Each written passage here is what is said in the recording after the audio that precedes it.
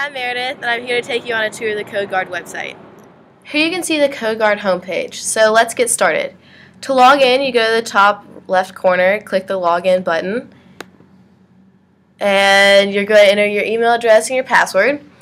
And of course, if you forgot your password, you can click on that and get it sent to you. So we're going to log in, and here you can see all the sites that you have added to your CodeGuard account. But today we're going to add another site, so we'll go down to the bottom and click the Add New Website. So here we type in the URL. Right now we're using a demo website so that we can show you how everything is done. Now you're going to enter your credentials.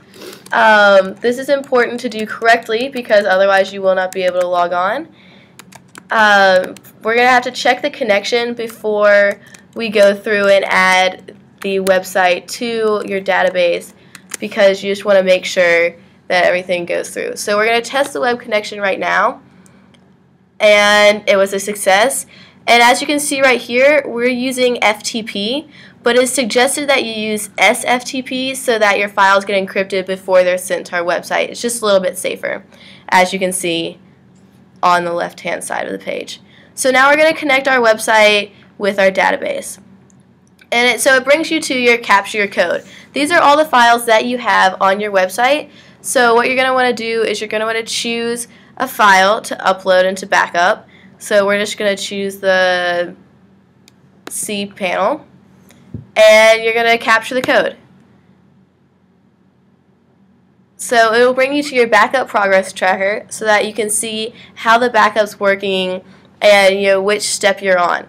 So it looks like our backup is complete, and they're transferring the files to Amazon S3 right now. So everything's on schedule, so we're just going to wait for that to finish.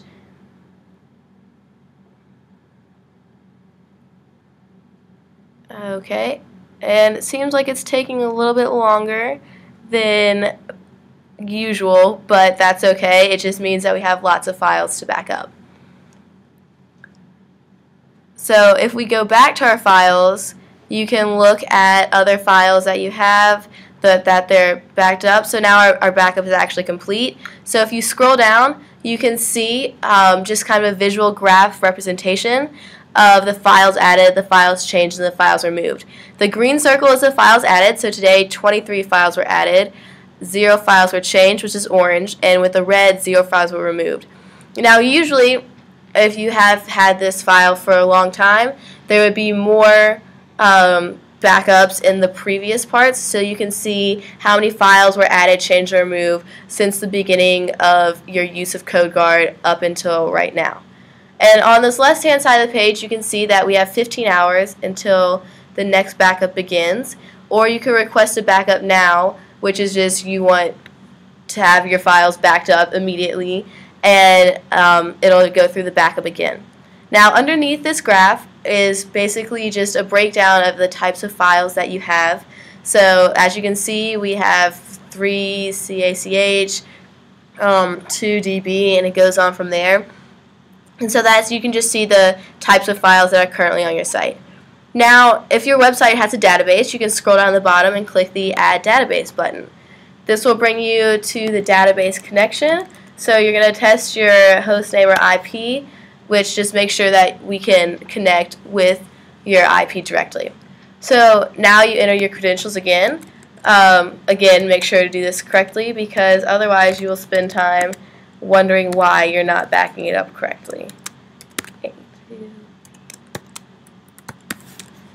And so now we go to our next step, and we select the database we want to add. So we're going to add our database right here,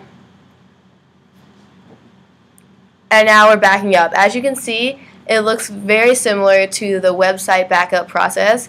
So our status is pending, we're initialized the backup. So we're just going to look at other parts of the site while we're backing up. Now, one of the great things about CodeGuard is that it keeps every single backup that you ever do, and it has all the information from that backup.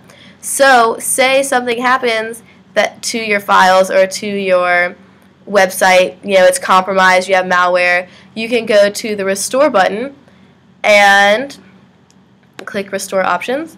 So you can either request a zip, restore all your files, or just restore a few files. And this will take you back to any point in time that you were using CodeGuard and restore your files to exactly the way they were before it was compromised or something like that happened. So you can click Request Zip, and they will either email you the link, or you can wait for the service to start, and then all your files will go back to where they were normally. Okay, so now we're going to go back to our database, so our backup should be done.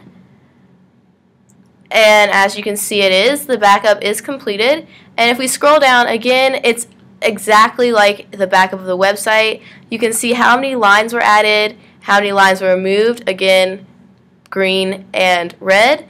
And then you can see the amount of hours until your next backup begins. Unfortunately, this does not have a request backup, so it's just automatically how many, every 24 hours it will be backed up. And that's basically the gist of the CodeGuard website. I hope this video is helpful. If you have any questions, please feel free to contact us.